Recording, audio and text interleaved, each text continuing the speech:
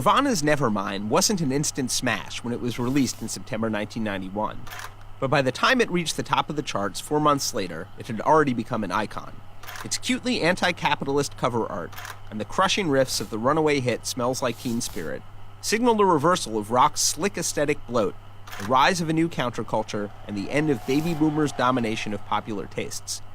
In the decade since it was recorded by a band that at the time wasn't even the biggest group in Seattle, it's come to be seen as one of the most important albums in musical history and has remained a constant influence on generations of young artists.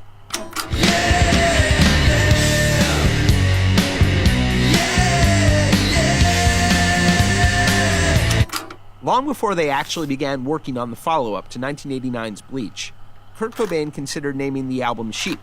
He even drew a mock-up ad for it, with the tagline, "Because you want to not, because everyone else is."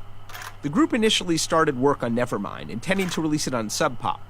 But between Sub Pop's financial floundering and the influence of Sonic Youth's Kim Gordon, they signed with Geffen Records subsidiary DGC and started the album over from scratch with new recording sessions.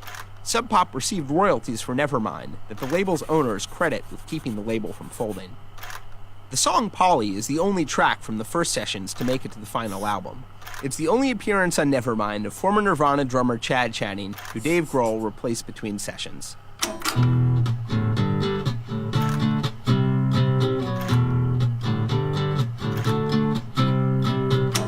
Kurt Cobain wanted to record with producer Butch Vig, largely because of his work with the Madison, Wisconsin-based sludge rock band Killdozer. But when it came time to choose a mixer, they went with Andy Wallace, who'd previously worked with Slayer. Cobain later complained that it sounded too slick, but both Vig and Wallace insist that he'd been happy with the mix before the album broke. The first two singles from the album were the last two songs the band wrote before recording it. Smells Like Teen Spirit and Come As You Are were both written after the aborted early sessions. Come as you are, as you were, as I want you to be. The initial US release of Nevermind totaled just over 46,000 copies. By the time it hit number one, it was selling about 300,000 copies a week. It's gone on to sell over 30 million copies worldwide. Smells Like Teen Spirit has been covered, sampled, and quoted on recordings by over 100 artists, including Patti Smith, Jay-Z, Paul Anka, and the Muppets. Here we are now, entertaining. You're ruining one of the greatest songs of all time! The band was kicked out of their own album release party by the bar it was being held at for starting a food fight.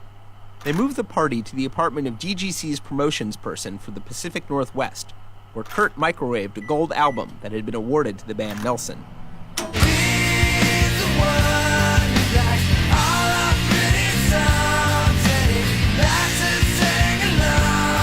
Something in the Way was originally intended to have a full band electric arrangement that followed the band's trademark loud, quiet, loud dynamics, but Vig convinced Cobain to record it by himself in the studio's control room.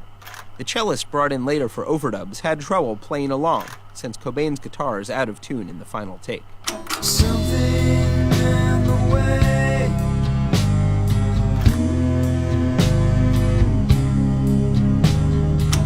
The noise-drenched hidden track that appears 10 minutes after the end of Something in the Way has a name, Endless Nameless.